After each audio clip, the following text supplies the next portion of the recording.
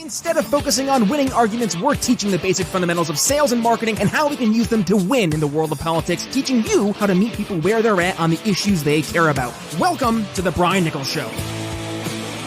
Well, hey there, folks. Brian Nichols here on another fun-filled episode of the Brian Nichols Show. I am, as always, your humble host, joining you from our lovely Cardio Miracle Studios here in sunny Eastern Indiana.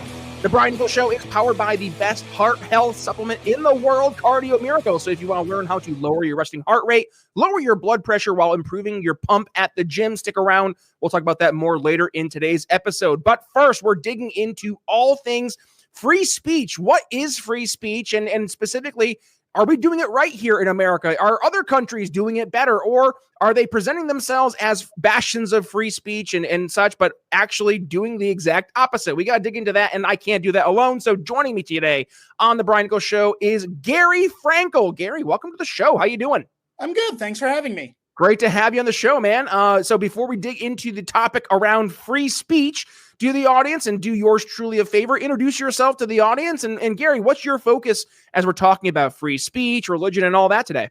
Yeah, absolutely. I'm a doctoral researcher in education policy at Texas A&M University. I tend to focus on things like arts, humanities, and civics education, the politics of education, school choice, and I tend to become interested in free speech issues and approach them from the perspective of civil liberties. If we're trying to preserve our more perfect union, if we're trying to adhere to the Constitution and the Declaration of Independence and the values that they represent, how do we enforce those types of free speechy norms within society? How do those compare to other countries? What are the philosophical and legal groundings of those types of ideas? So even though I'm an educational researcher by trade, that's how I tend to become interested in these types of big free speechy cases. All right. Well, let's answer that very easy question, right? How do we enforce free speech here in America, but just across the board, Gary? What's kind of your response there? Well, the First Amendment to the U.S. Constitution is pretty unique from a comparative global perspective, just looking at the rest of the world.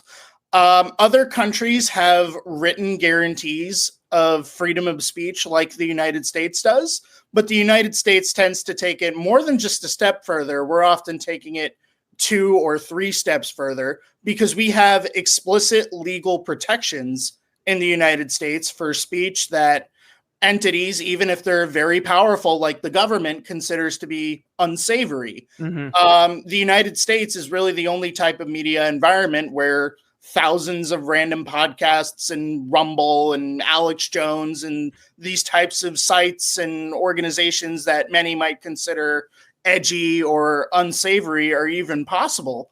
Because in many other countries, many other media environments, they just be shut down as subversive or as hate speech in some cases because their protections are not as rigid as those afforded by the First Amendment to the United States Constitution, and then 200 years of case law.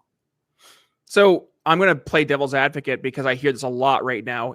Well, Gary, is that a good thing, right? Because all these corporate media entities specifically, and I've heard one of my good buddies make this argument recently, he's like, I see, you peel back layers of the onion, there's journalistic integrity that's put into these different institutions. And maybe it's not a good thing that we have, Joe Blow go on Joe Rogan talking about, how whatever thing is the newest thing in medical, science. And it turns out it's full of hooey, right? But is that a good thing that we're delegating our information gathering to these third parties, these podcasters? They have no credentials. They're not the experts.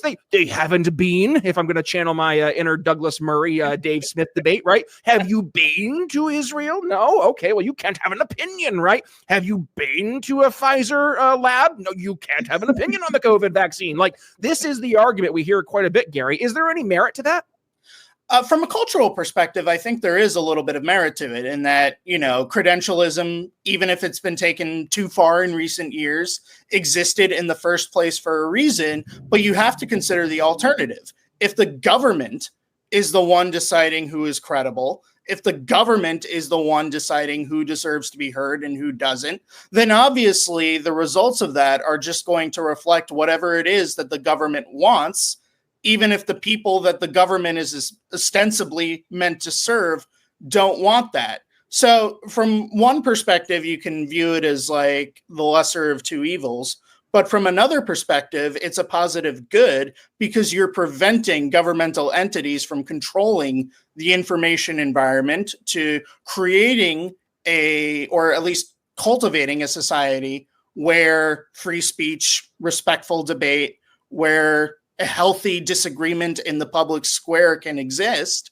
And if you want those things, I think it takes having to let some unsavory people through the door, at least from a governmental perspective. Now, if you want to culturally exclude them, that's a different sort of issue, but that's a different conversation. But the government should never be the one enforcing those types of norms. Yeah, well, and here I'll go back to playing normal host instead of devil's advocate. Like just the foolishness in the argument that, well, these corporate media entities, they have no bias. They're objective journalists. It's not like we peeled back the layers of the onion and see literally millions and millions and millions of dollars being funneled to these corporate media entities from, the different big pharma organizations, or even just, from different government organizations and entities that are kind of like, they're a couple layers separated from Kevin Bacon, right? So like they can try to play the role of like, well, we're not really the government, but it's really the government. And like, how many times did we see during the COVID pandemic, the brought to you by Pfizer at the end of every segment over on CNN, on MSNBC? And I'm just like, wait, time out. I'm supposed to trust your analysis on this vaccine that we are all being not just told we should get, that you need to get, you're being forced to get. If you don't, you're not going to be allowed to go work for your employer. You're not going to be able to have your business open.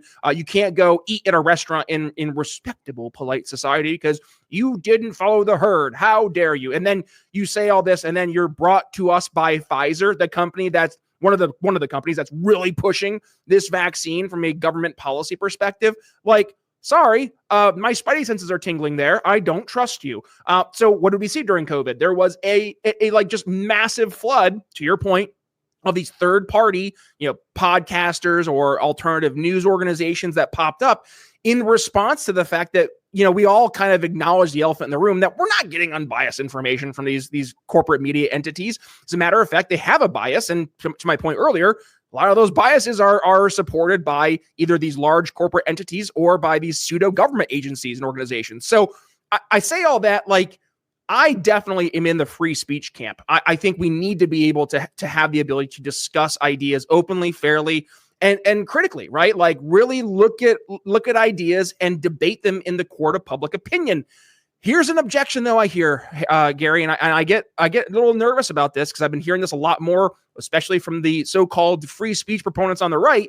They will use anything that isn't necessarily towing their free speech perspective to limit free speech. And we're seeing this right now with the rise of claims of antisemitism, right? Anything that somebody says, be it on college campus or what have you, in opposition to whether it's Israel's occupation of the Gaza Strip, whether it's Israel's war in Iran, our involvement in the war in Iran.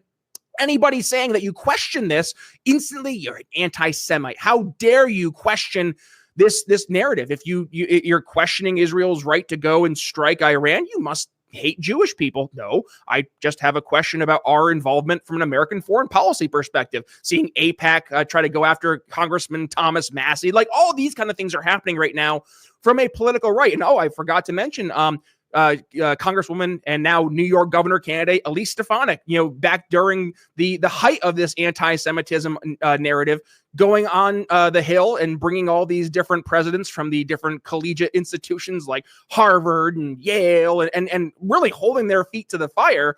And like you see that this mentality has really seeped into the greater GOP, Gary. So like, I'm seeing a lot of these folks back during COVID who I was on the same page with, like, yeah, we should have an open and free debate on the issues. Now saying, no, you're not allowed to talk about that. Douglas Murray again, have you been to Israel? You can't talk about that. So why is it that we're seeing more and more folks on the political right start to embrace this very much censorious approach to issues that they deem outside of the allowable 3x5 card of public opinion. So when's the last time you really thought about your heart health? No, not after just a bad checkup or after seeing a loved one go through something scary, but really thought about it.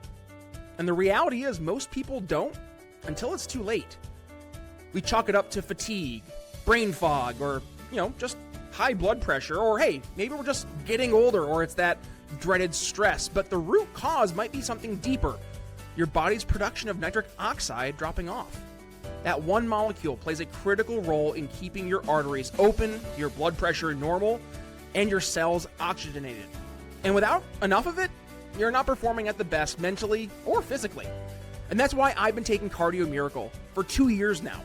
It's a nitric oxide powerhouse packed with over 50 ingredients like organic beetroot, L-arginine, CoQ10, vitamin D3 that are all clinically proven to help support circulation, reduce inflammation, and supercharge your energy levels. It's not just heart support, it's whole body support. So if you're tired of feeling off, give your heart and your health the boost it needs. Just click the link in the show notes or scan that little QR code over my shoulder, or head to cardiomiracle.com/TBNS to start your journey today. Discount already applied. Just look for the note, "You're shopping with Brian Nichols" at checkout. One more time, that's cardiomiracle.com/TBNS. And now, let's get back to the show. Well, I think first of all, it's important to make the distinction between government enforced and government mandated sorts of censorship, and then a cultural sort of censorship, which is what I think you're seeing more on the right now. When it came to COVID, for instance, and I'm saying this as someone who willingly allowed himself to be experimented on by Moderna, what we saw during COVID was outright collusion between the media, between governmental entities, between some of the major pharmaceutical companies in order to censor arguments and information that went against their agenda. You had the government telling Twitter what they should and should not allow on the platform. What we have here is more of a cultural debate about what sorts of arguments we deem to be socially accessible. No, but at least I really haven't seen. That doesn't mean they're not out there, of course, but I really haven't seen many cases of somebody on the right when it comes to the anti-Semitism issues saying you shouldn't have this platform or the government should come in and take this platform away from you. It's, I think you're wrong and I don't want people to listen to you. But it's a little bit of a different conversation. But I think a point you are hitting on a little bit is that there is definitely an increased trend towards dogmatism overall within society. Everybody wants to be the one in charge, and the whole line of argumentation about reducing the power of the people who are in charge has seemed to have gone away. The point of free speech anymore, the point of free speech doesn't seem to be to have this kind of robust, healthy public debate. It's to get into power so then I can censor the way that I want. And that's becoming a problem too. Yeah, well, and I'm not necessarily trying to challenge. I'm more so just trying to get context, because when we look at this overarching question, we are seeing, though, in many instances, some legislators trying to use the narrative of anti-Semitism to put new laws into place. I forget the specific law there was, but is being promoted that if you question, I forget, I gotta look this up. It was, I'll look at this up after I let you do your commentary after my response here. But like there was a proposal that if you even questioned Israel and their foreign policy, that you could, I think it was, lose your right to do business, or it was something like that, where this narrative was actually being promoted in our House of Congress. So, I mean, is there at least an argument to say that there are some like seeping anti-free speech mentalities, like not necessarily in policy yet, but are being promoted specifically by certain politicians who likely have an APAC sticker on their door, right? Like, are you seeing that as being a potential threat? I think if correct me if I'm wrong. What I think you're referring to are anti-boycott, divest, and sanction resolutions. That sounds right. Yes, And thank you. what most of those laws do is they prevent, usually state governments, although I think there was a federal version that didn't go through, is that there have been several state governments that have prevented state entities from contracting with private entities that boycott Israel. So it's kind of borderline in terms of whether it's a free speech issue or not, because on the one hand, you're systematically denying state contracts for ideological reasons.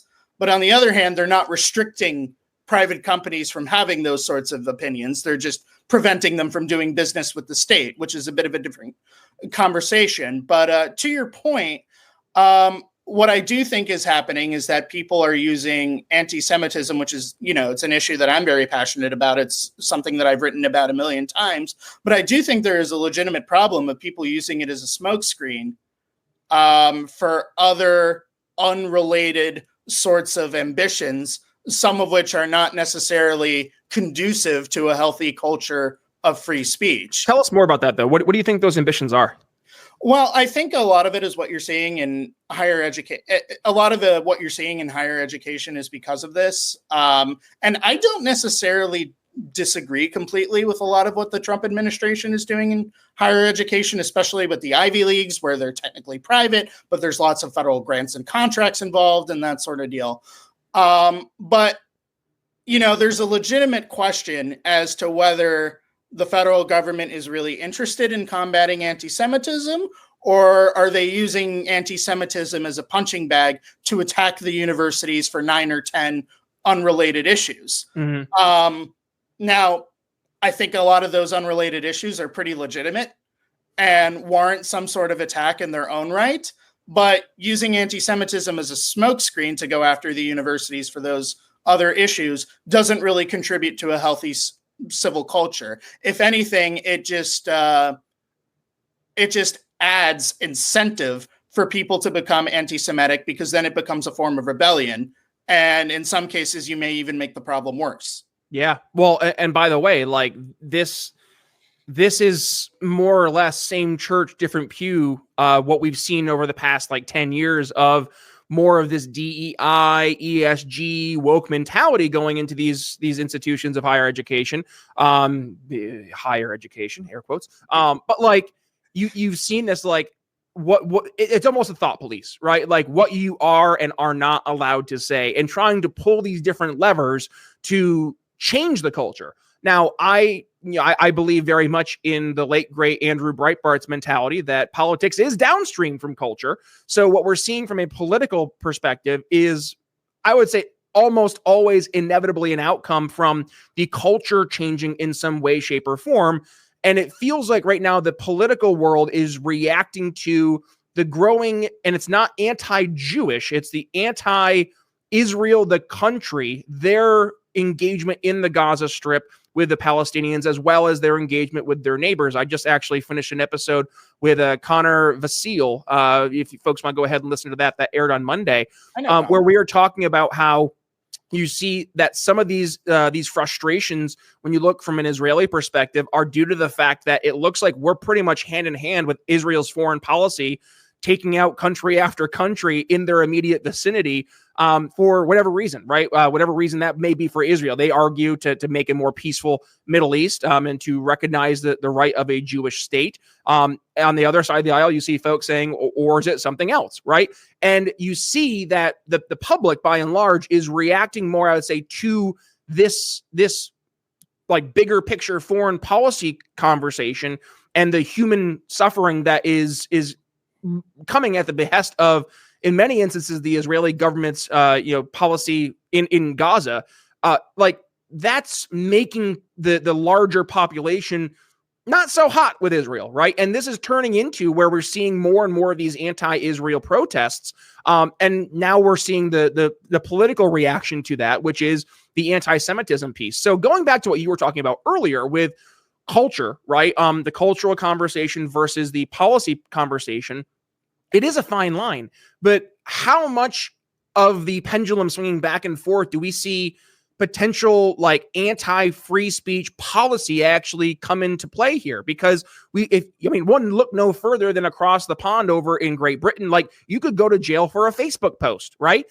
That's terrifying, but it was being used in the name of trying to like get rid of hate speech. I could very easily see some folks here in America arguing that we're trying to get rid of anti-Semitism and leverage that same mentality against the ability for us to have a free, open dialogue about very real issues. In this case, where billions of our tax dollars are actually going to fund the problem. So, is this a threat from a free speech perspective here in America?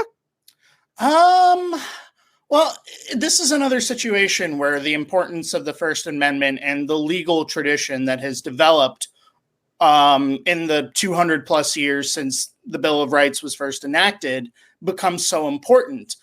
If you're a small business owner and your phone contract is coming up for renewal, ask your provider if you can just go month to month.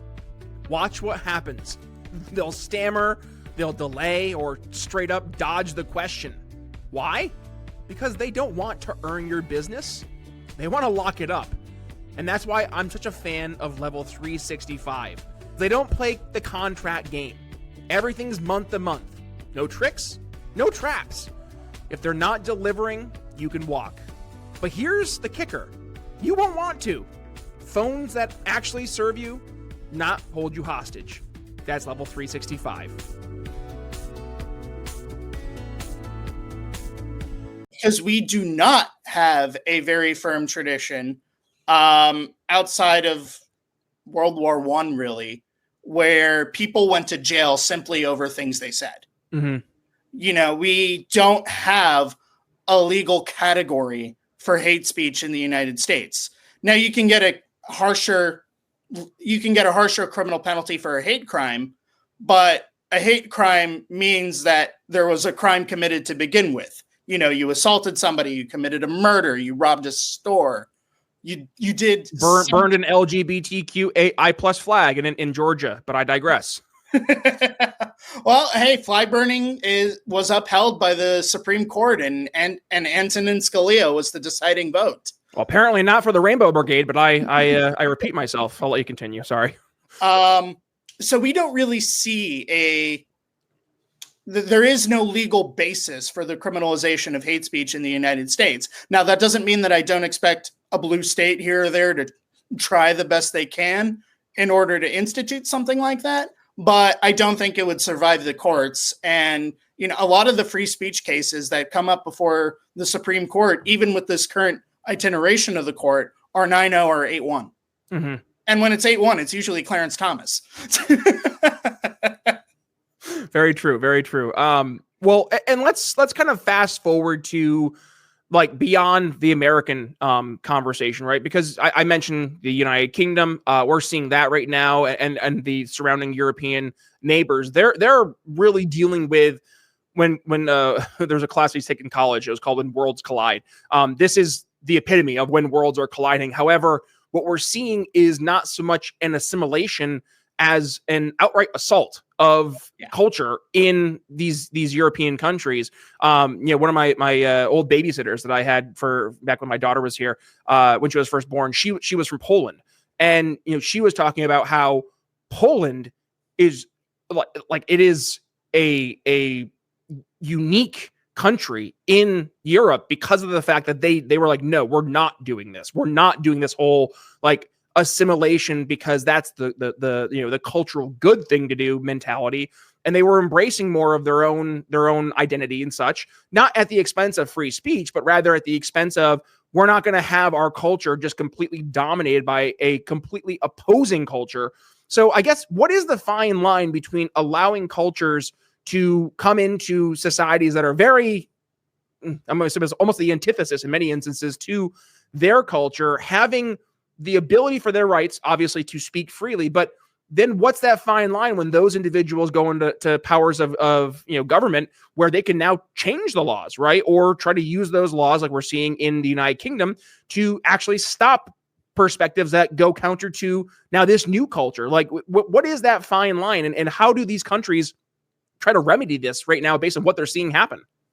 Well, and again, this is another area in which the United States is absolutely exceptional because of our written constitution. Mm. It's a firm, singular legal document that has been amended, but it's very difficult to do so. And that is the overarching governing document of the land. Compared to the United Kingdom and several other countries in Western Europe reflect this, where it's a much more convoluted legal tradition based on lots of governmental upheavals and changes, and in some cases, very arbitrary definitions of tradition. That definitely applies to the United Kingdom example. You need both things. You need a culture that supports free speech and public engagement and civil debate, and, throwing my research into it, an educational system that cultivates those sorts of aptitudes. But you also need the legal protections to protect against a different or a rival sort of ideological group that wants to overturn those types of systems and institutions. Europe is 0 for 2 for the most part right now. The United States is 2 for 2. And then you have countries that are kind of in a middle gray area. And sort of like I talked about in my article, Canada, which is like 1 for 2. Yeah. Well, and I'm going to go down the road of hypotheticals here, because this was one of the main arguments for Trump back in 2016 and again in 2024, is that Trump is going to be able to put in place members of the Supreme Court. Had Hillary Clinton won in 2016, we would have seen 3 Supreme Court justices be appointed by a Democrat. When we see right now where we are as a society, I can almost guarantee, Gary, that those, if there had been a Democratic Supreme Court, a lot of the more like First Amendment arguments that we've seen have victories here in America would have been the opposite.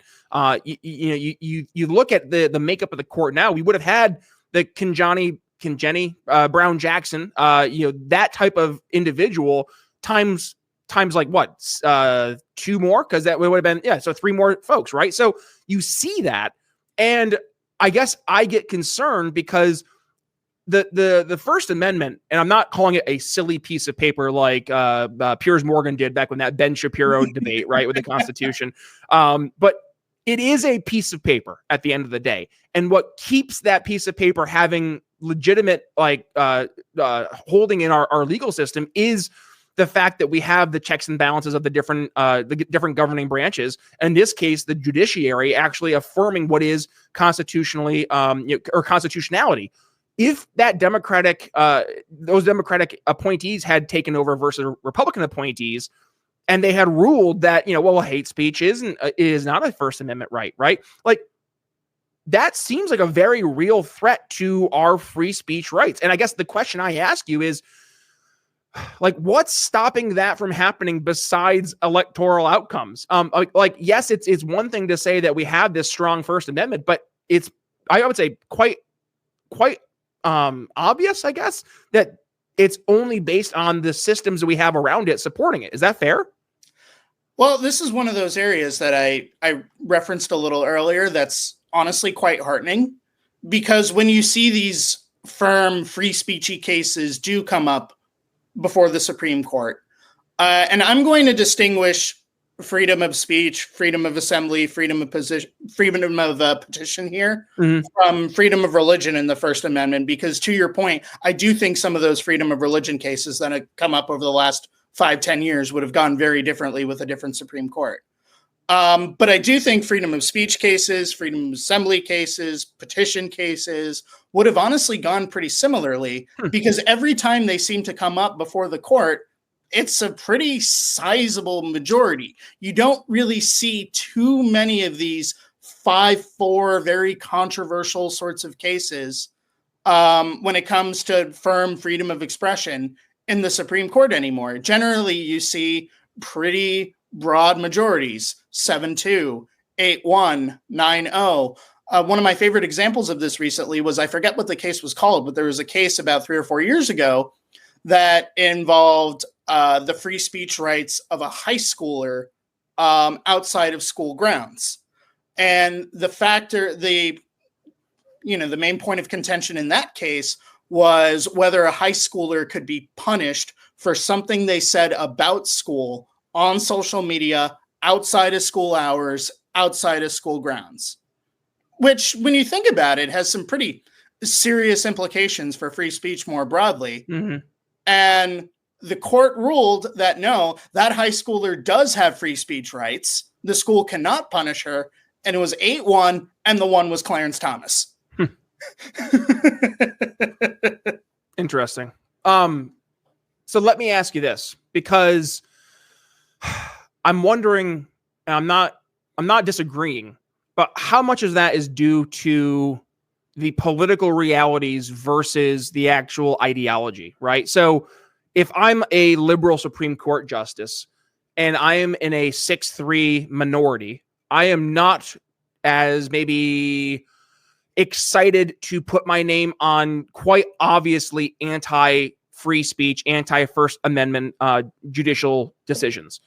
However, if it was much more of a close court and there was a chance to snuff out a potentially damaging perspective relative to your ideology, and it was a 5-4 kind of situation, or maybe you were in the 6-3 majority. I mean, I guess I'm wondering if we would have seen a fundamentally more aggressive, progressive leftist judiciary. And by the way, that's not taking into consideration the proposals from the left over the past few years, particularly when Biden was in office, I'm surprised, of stacking the court, right? Just completely remaking the entire ideological makeup of the court. Like, these proposals exist, and they've been actually quite openly talked about and promoted by thought leaders on the Democratic left. So I say all that, like, how much of that is due to the ideology and how much is that due to the political realities? And if the ideology actually was in a situation where the political reality was more in its favor, could we have seen, and could we see potentially, Gary, more of this anti-free speech? Because now it becomes, it's easier. I am no longer one justice saying I'm against free speech. Now I am one of 6 justices saying I'm against free speech. And, you know, the power is in the masses. What say you? Well, the case I referenced was during the Biden administration, which is a little heartening, because if there is an opportunity to lay a groundwork to start suppressing sort of those principles, then was the time to do it, and they didn't. Was it for a lack of trying, though? At the legal level, I would say yes. Okay. But to your point, politics is downstream of culture. I also agree with you on that one.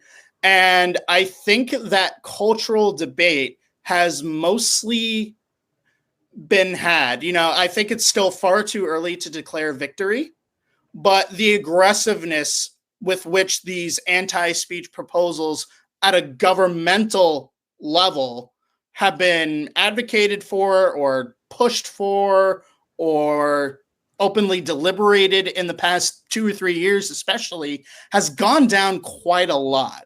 So while I don't think free speech people have won the argument quite yet, I do think they're definitely winning the argument. Because I think the anti-free speech side pushed too far during COVID. And now everybody is swinging the other direction. And when the pendulum inevitably swings back, it won't be nearly as far as it did during COVID. Simply because we know what that extreme looks like now, and people collectively decided that nobody likes it. Yep. Yeah. Well, and I guess that right there, that is the optimism we can take from today's show. I've been playing devil's advocate on purpose for today, because these are the questions that people are asking, right? And the very real concerns that we're seeing people have, especially in the political right, because I mean, I don't know if it's like PTSD, but we all went through COVID and we saw what happened firsthand. I still can't post certain videos on my YouTube for fear of my YouTube being completely nuked. And I have over 14.6K subscribers over there. So like when I have a controversial episode, I'm only going to X, because I know that that I felt the ban hammer back during COVID. I got the, your content is potentially damaging and dangerous. I'm like, what? Dangerous? I'm having like literal like PhD folks on my show talking about just a different viewpoint, and you're telling me my ideas are dangerous? Like, excuse me. So this is where I know a lot of folks in my camp, we have that PTSD. And I think to your point, right? Like maybe that's actually maybe that's a benefit in this case. Maybe that was a positive that came from COVID, because now more and more people hopefully are aware of what could happen, and we don't want that to happen again. So, I know we're getting hard pressed for time here, Gary. I'm going to do this, give you the floor here for final thoughts. Like, what do you see coming down the road here over the next 5-10 years from a free speech perspective? Do you see us as a society becoming more and more open and embracing of free speech mentality and values and principles? Or do you see almost in the Star Wars perspective, the Empire Strikes Back? Will we see the censorious, and not even left, but the censorious right and left strike back and try to quell free speech? What are your thoughts there as we wrap things up today? Well, the Empire is always going to, at the very least, try to strike back. You see that very consistently throughout U.S. history every couple decades or so. But I do think that we are about to enter a pretty good era for free speech. I don't know how long it's going to last, but I do think that the U.S. is very clearly charting a different path than a lot of its neighbors and partners when it comes to freedom of expression these days. And I think something that you can sort of look to for long-term trends, and I'm an education researcher, I have to throw this in there, is the burgeoning school choice movement. And that you're going to see a lot more parents now choosing very independent educational options, for many of them because it aligns more with their values than the public school system.